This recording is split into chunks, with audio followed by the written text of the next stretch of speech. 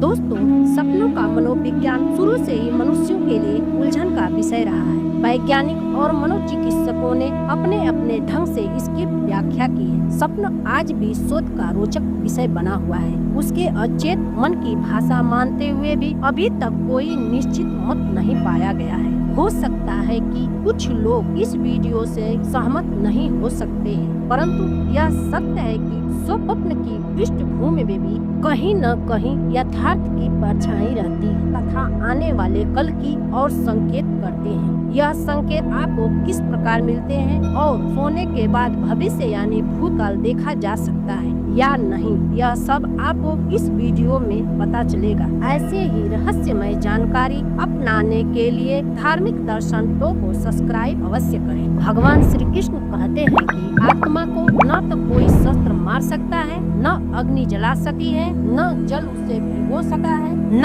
हवा आत्मा को सुखा सकती है, न उसे कोई दुख हो सकता है। आत्मा अचल अमर है। आत्मा अचल होने का अर्थ यह मौजूद है तो उसे गति करने की आवश्यकता नहीं है। आत्मा का अंश हर जीव के अंदर होता है। यदि आप सोच रहे हैं कि सोने के बाद आपकी आत्मा कहीं चली जाती है तो आप ब्रह्मांड में सत्य हैं। आपकी आत्मा कुछ कर्मों के ढांचे के अंदर बंध जाने के कारण आपको यह लगता है कि आप आत्मा से अलग हैं, परंतु ऐसा नहीं है। यदि आप उसे कर्म के ढांचे को हटाकर देखते हैं तो आपकी आत्मा या मेरी आत्मा जैसी कोई चीज नहीं है। वह आत्मा परमात्मा का ही एक अंश है और हर मनुष्य परमात्मा का ही अंश वास करता है। इसका मतलब यह है कि सोने के बाद आपकी आत्मा कहीं नहीं जाती है, उसे कहीं जाने की आवश्यकता ही नहीं है, लेकिन आपका मन गति करता है। इसी गति को हम अपनी आत्मा की गति मानते हैं। सोने का मतलब होता है अपना चेतन मन सो जाना। चेतन मन जो कि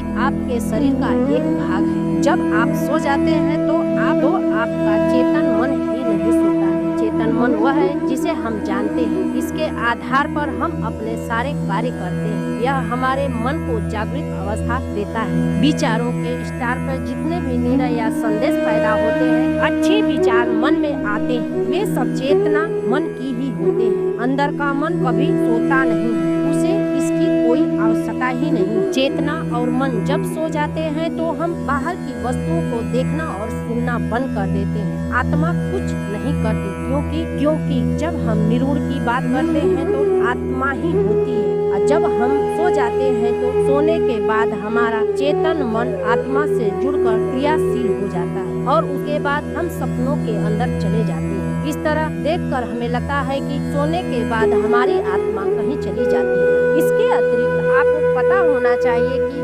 अचेतना चेतन मन से बहुत शक्तिशाली होते हैं। वह चेतन मन से अधिक कम कर सकता है। वह भूत और भविष्य दोनों को देख सकता है। मृत्यु के बाद अपनी आत्मा के साथ चेतन मन नहीं जाता, बल्कि शरीर के साथ ही चेतन मन नष्ट हो जाते हैं, परंतु चेतन मन आत्मा के साथ जुड़ा होता है, जिसको कर्म का ढांचा कह सकते हैं। चेतन मन एक सूचनाओं की डोर जैसा होता है और सोने के बाद आत्मा चेतन मन से जुड़ जाती है। इसलिए सोने को दूसरी मृत्यु के नाम से जाना जाता है। वह भविष्य को देख सकता है, उसके अंदर क्षमता होती है। आपके सामने ऐसे उदाहरण आए होंगे जिसमें सोने के बाद हमारा चेतन मन भविष्य के अंदर चला जाता है और स्वप्न के द्वारा आपको भविष्य की कुछ झलक दिखाई देती है। इस तरह के सपने हमें तभी आते हैं जब हमारा चेतन मन भविष्य के अंदर जा चुका होता है। आपको कई बार यह आभास भी हुआ होगा कि कुछ बड़ा होने से पहले आपका मन विचलित हो जाता है। यह भी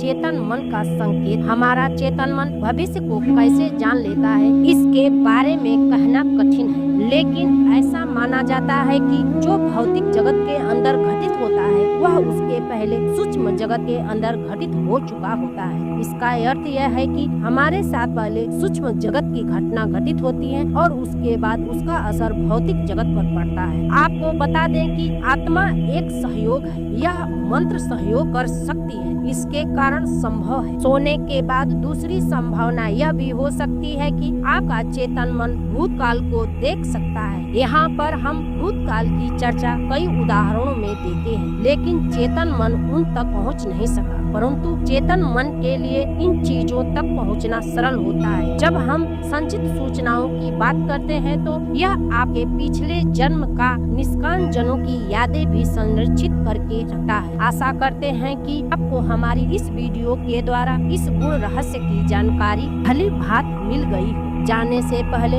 अगर आपके मन में कोई प्रश्न हो तो कमेंट करें, वीडियो को लाइक करें, हमारे चैनल को सब्सक्राइब करें। मिलते हैं एक और ज्ञानवर्धक वीडियो के साथ, तब तक के लिए हर हर महादेव।